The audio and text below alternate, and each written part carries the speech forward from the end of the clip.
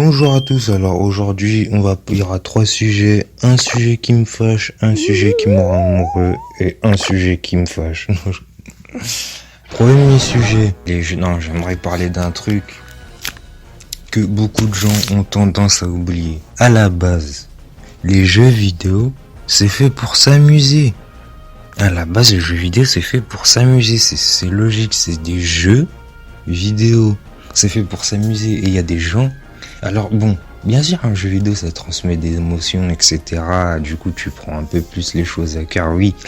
Mais il y a des gens, par exemple, je prends l'exemple par exemple comme Call of Duty ou Smash Bros. Deux jeux qui n'ont rien à voir, mais vous allez comprendre. Il y a des gens, par exemple, si t'es pas un expert en Call of, que tu fais pas des des shoots de partout, tu tues tout le monde, t'es une grosse merde qui mérite pas d'y jouer. Il y a des gens, ils considèrent, si t'es à Smash Bros, tu fais pas des games de malade avec des combos et tout, t'es une grosse merde. Non mais un jeu, c'est fait pour s'amuser, t'es pas obligé d'être absolument un expert dans les jeux et tout ça, ne jamais perdre, je ne sais quoi, avoir tout complété de chez...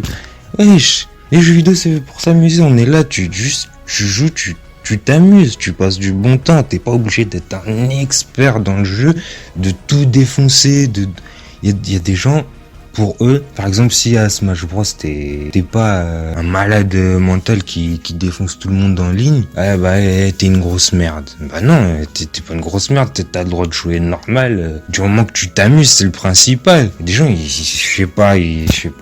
Franchement, faut arrêter de penser comme ça, que si un jeu, tu joues pas comme ça ou t'arrives pas à atteindre comme ça, et t'es une grosse merde et je ne sais quoi.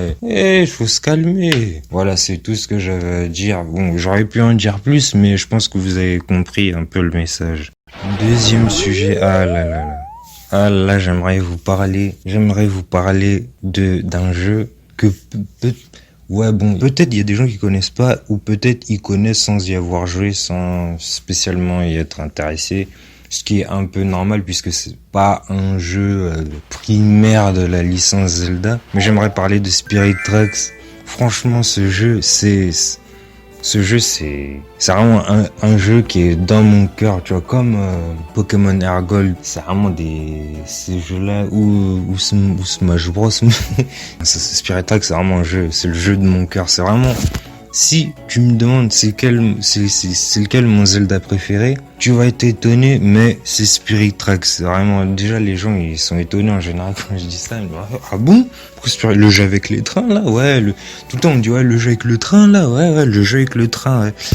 Et en tout cas dans Spirit Tracks, bon, pour ceux qui savent pas, c'est un Zelda avec Link Cartoon, mon Link préféré entre parenthèses, qui est sorti en 2009.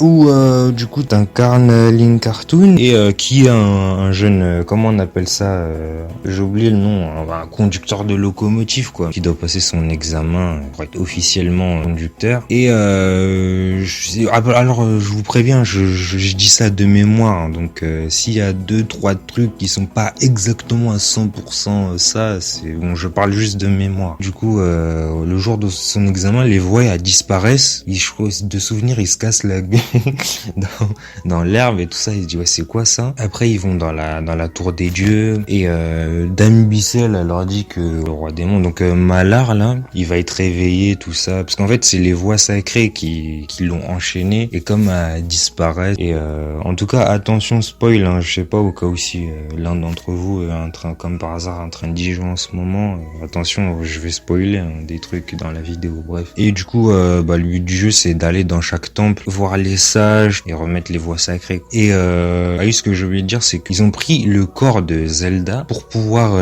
mettre l'esprit de Malar dedans. Et du coup Zelda elle est en mode esprit, donc. Et alors je suis pas sûr à 100%, mais il me semble que c'est, je crois, le seul Zelda où du début à la fin t'es avec Zelda, t'es en duo avec Zelda, du début à la fin du moins. Il y a d'autres Zelda où à un moment dans le jeu t'es avec elle, mais Spirit Tracks il me semble que c'est le seul où du début à la fin vraiment t'es en duo avec Zelda quoi. Et comme elle est en forme d'esprit, du coup elle peut rentrer dans le corps des je sais plus comment ils s'appellent, les monstres là, les spectres je crois, les armures là. Et voilà, tu voyages dans les 4 surtout 5 contrées. Bon, on va dire, il y a 5 contrées. Il y a contrée Sylvestre, contrée des glaces, contrée du feu, contrée marine, je crois, je sais plus comment ça s'appelle, et contrée des sables. Non, vraiment, ce jeu, j'aime tout dedans, que ce soit la locomotive, le concept du jeu, de faire ça en duo, les musiques. Alors, les musiques, vraiment, c'est alors, moi, j'aime bien les musiques de jeux vidéo. En général, dans les jeux, ouais, il y a toujours des jeux où t'aimes bien des musiques ou quelques musiques. Mais Spirit Tracks, c'est vraiment un des rares jeux où j'aime vraiment toutes les musiques, vraiment un kiff, un vrai kiff. Surtout la flûte de la terre là, j'aime tout dans le design, tout ça. Déjà rien que la flûte de la terre, c'est une super idée d'avoir mis une flûte de pan. C'est génial comme idée. En plus le son de la flûte de la terre, je l'aime trop. Les musiques que tu fais, parce que tu vois, il y a des chants, comme dans presque tous les Zelda, il y a des chants à faire. Il y a le chant de la guérison, le chant des oiseaux, bref. La tenue de conducteur est tellement stylée. J'aurais vraiment kiffé qu'il la mette sur Smash aussi, mais bon. L'épée Locomo, alors ça c'est la Master Sword du jeu. Allez, franchement, je trouve que c'est la plus belle épée de tous les Zelda confondus. À mon goût, bien sûr, toujours je parle à mon goût, attention, hein, c'est pas la peine de venir dans les commentaires dire ah non, le meilleur jeu c'est Ocarina of Time, ou ah non, la meilleure épée c'est... Non, du calme, je parle toujours pour moi, attention. Les musiques, comme j'ai dit, surtout le duo à la fin du jeu entre Link et Zelda, et bon, qui se transforme en chant avec tous les sages après. Cette musique, elle est mythique, elle est incroyable, elle est géniale. T'as des frissons quand t'entends cette musique. Je suis obligé de la mettre. Je vous la mets un peu.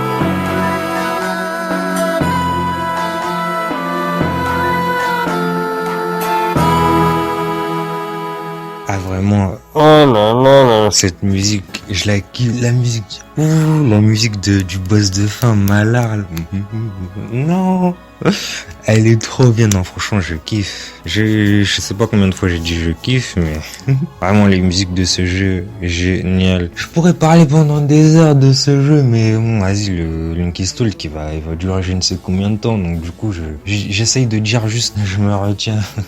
Pour pas faire une vidéo d'une demi-heure. Non, vraiment, les boss, les monstres, les contrées, les temples, tout. C'est vraiment mon Zelda préféré. C'est vraiment le jeu où j'ai le plus kiffé de tout, de A à Z à 100%. Aucune déception. Bon, de toute façon, j'ai jamais été déçu d'un Zelda, mais lui... Ah oui, et vous voyez dans Wind Waker, la suite de Wind Waker, c'est... Phantom Hourglass, hein. Je sais pas si vous êtes au courant. C'est le même Link. Mais par contre, le Link de Spirit Tracks, c'est, si je dis pas de bêtises, c'est dans la chronologie de tous les Zelda.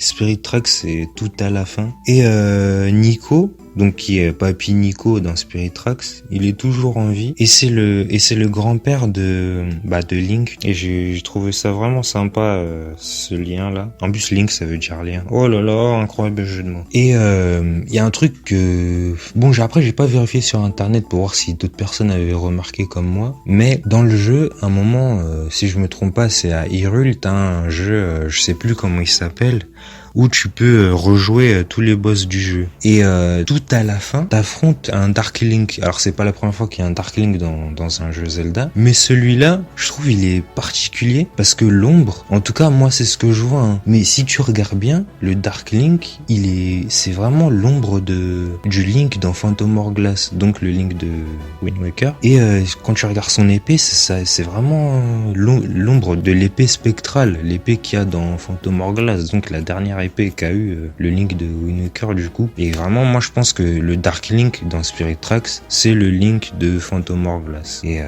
vraiment j'ai trouvé encore sympa ce lien là aussi. Après c'est ma théorie, mais je pense que vraiment moi j'y crois à fond, à ma propre théorie, j'y crois à fond. Pour moi c'est ça. Et comme tu le bats, ça voudrait peut-être dire que le Link de Spirit Tracks est plus fort que le Link de Wind Waker du coup. Ouh. Non, on va s'arrêter là, on s'en fout de qui est plus fort que qui, hein. Mais vraiment Spirit Tracks c'est vraiment mon jeu préféré. préféré, mon Link préféré, mon thème préféré, que un pur bonheur. Je pourrais en parler encore, mais en fait, tellement j'ai des choses à dire, j'ai des trucs, des fois dans le désordre, j'oublie de dire des trucs, j'ai vu de dire ça, ouais, bon, bref, changement de sujet.